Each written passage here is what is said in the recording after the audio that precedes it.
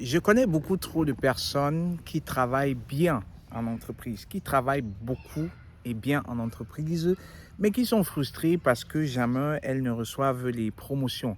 Elles sont frustrées parce que on recrute toujours des externes. Elles sont frustrées parce que elles n'avancent pas comme elles auraient souhaité, comme elles auraient espéré.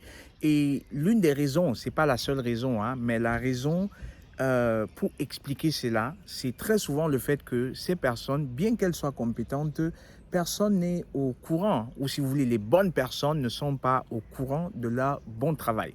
Les bonnes personnes ne sont pas au courant de la pertinence de leur travail, d'où l'importance de cette vidéo. Et dans cette vidéo, je vais vous expliquer un peu comment ça se passe en entreprise avec les promotions, du moins dans les entreprises où j'ai été dans le board de management. C'est-à-dire que, contrairement à ce que vous pouvez penser, votre manager direct n'est pas la seule personne qui décide de si vous allez avoir une promotion ou pas. C'est les autres managers aussi. D'où l'importance de réseauter au-delà de votre département. Super important. Celui qui a compris ça a compris beaucoup de choses en matière des codes de promotion, en matière de politique de promotion en entreprise. Vous aurez beau être le plus performant dans votre domaine, mais si vous voulez rester ce spécialiste-là qui est toujours dans son coin, dans son bureau, qui fait les choses et personne n'est au courant si ce n'est ses collègues directs, vous aurez beaucoup de mal, vous aurez tout simplement du mal à évoluer. Dans les entreprises, voici généralement ce qui se passe.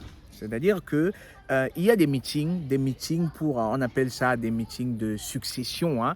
C'est des meetings dans lesquels les managers vont justement discuter des plans de succession. On va proposer, chaque manager va proposer qui est-ce qu'il pense qui aurait le profil de management pour justement assurer la pérennité de l'entreprise sur le moyen, sur le long terme. On va réfléchir de cela en avance avec les HR, avec d'autres managers aussi. Et très souvent, un manager va proposer un nom et les autres managers vont donner leur avis sur le nom qui a été proposé.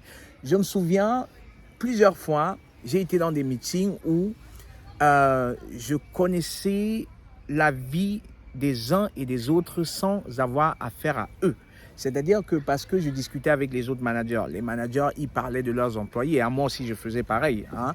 Je parlais de mes managers, de mes employés, j'essayais de les promouvoir, j'essayais de les vendre tant bien que mal. Mais certains managers me disaient des fois, écoute, je comprends, hein, que tu veuilles que celle-ci soit placée sur la liste de succession. Je comprends parfaitement qu'elle est pertinente dans ce qu'elle fait. Mais honnêtement, j'ai des doutes, hein. C'est-à-dire que c'est à peine si on la sent, hein. Dans ton département, elle est peut-être pertinente, mais je ne la sens pas. Je ne sais pas forcément ce qu'elle fait. J'ai entendu une, deux fois qu'elle a travaillé sur un projet, elle a fait tel truc, c'était intéressant et tout et tout. Mais au-delà de ça, je ne vois pas grand-chose, hein. Je ne la vois pas comme quelqu'un qui se connecte facilement. Je ne la vois pas comme quelqu'un qui est apprécié à la grande échelle. Je ne la vois pas comme quelqu'un qui peut faire bouger les choses, hein, au niveau global, au niveau de l'entreprise dans son ensemble, hein.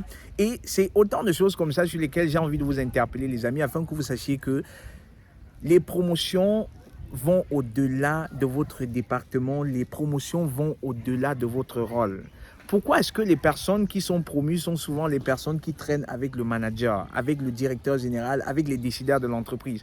Tout simplement parce que ces personnes-là, non seulement elles sont au courant des informations que vous ignorez, par exemple des postes qui sont ouverts, des nouvelles opportunités. Elles discutent avec ces gens-là et elles savent cela et peuvent se positionner bien avant vous, bien avant même que vous n'ayez eu vent de l'information, mais elles ont eu suffisamment de temps de se connecter à ces décideurs, elles ont eu suffisamment de temps à échanger et des fois même, elles ont des histoires vécues, hein, ensemble qui ont renforcé justement leur amitié ou alors, si vous voulez, leur relation. Chose que vous n'avez pas.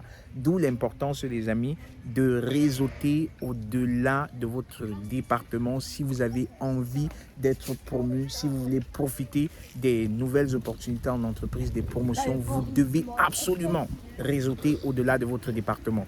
Et c'est important de réseauter aussi, même si on mettait les promotions de côté, tout simplement parce que vous serez appelé à travailler avec d'autres personnes dans des projets. Et vous voulez que ces personnes soient des facilitateurs. Et pour que les personnes vous facilitent la vie, vous devez être connecter à ces personnes. Elles doivent savoir qui vous êtes. Elles doivent savoir ce que vous faites. Vous devez également savoir ce qu'elles font. Donc, soyez proactifs en matière de se connecter aux autres et de savoir ce que les autres font, de discuter avec les autres, hein, savoir comment vous pouvez leur être utile, comment elles aussi, elles peuvent vous être utiles ou tout simplement faire connaissance. Voilà qui je suis, voilà ce que je fais dans la vie, voilà famille, patati. Soyez un peu ouverts, hein, pour que les personnes soient vraiment connectées à vous. Et si je reviens sur le cas des promotions, dans d'autres cas, les managers allaient même jusqu'à dire que, ah oui, Constantin, oui, c'est vrai, celle-là, elle est très pertinente, mais je trouve qu'elle n'est pas, voilà, elle ne s'entretient pas, elle n'est pas bien entretenue. C'est un cas qui m'a vraiment parlé, ça m'a marqué. C'était clair, hein? C'était clair que la dame en question n'était pas très bien entretenue. Mais bon, pour moi, c'est un détail. Je pense qu'il fallait tout simplement discuter avec elle et lui dire, écoute, lorsque tu es un visage de l'entreprise chez les clients, il faut une telle tenue, il faut une telle apparence, un peu plus présentable. Voilà, ça aurait suffi, hein, selon moi. Et déjà que j'ai discuté de ça avec elle dans l'un des meetings de fin d'année, j'ai eu à discuter avec elle par rapport à ça.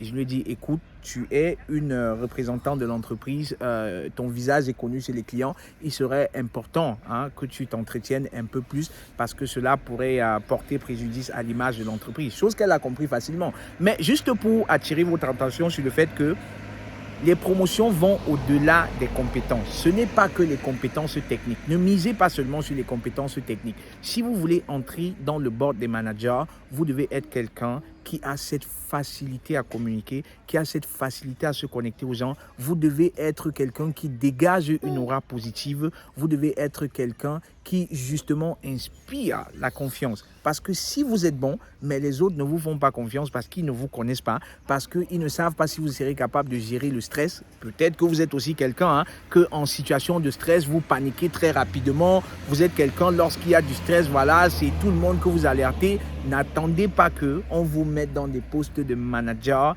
parce que justement, on sait que vous n'êtes pas capable de subir la pression, vous n'êtes pas capable de résister à la pression, au stress. Et c'est comme ça qu'on va préférer prendre quelqu'un qui sait mieux le faire. Ce n'est pas que la compétence technique et c'est là où beaucoup de personnes se trompent parce qu'elles se disent, j'ai déjà 5 ans, je maîtrise mon job, je suis très technique, je peux coder, je peux faire ceci, je peux développer et du coup, je peux passer au management. Non, ça ne suffit, mais vraiment pas.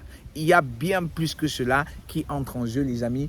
Et je vous invite justement, pour ceux qui voudraient en savoir plus, pour ceux qui voudraient que je fasse d'eux des bons managers, on va dire comme ça, ou que ce soit pour un plan de carrière, ou alors vous êtes dans un rôle de manager et il y a des erreurs que vous ne voulez pas commettre. Voilà, contactez-moi, on va en discuter. Ça fait beaucoup d'années que je suis dans le management et j'ai vu des choses.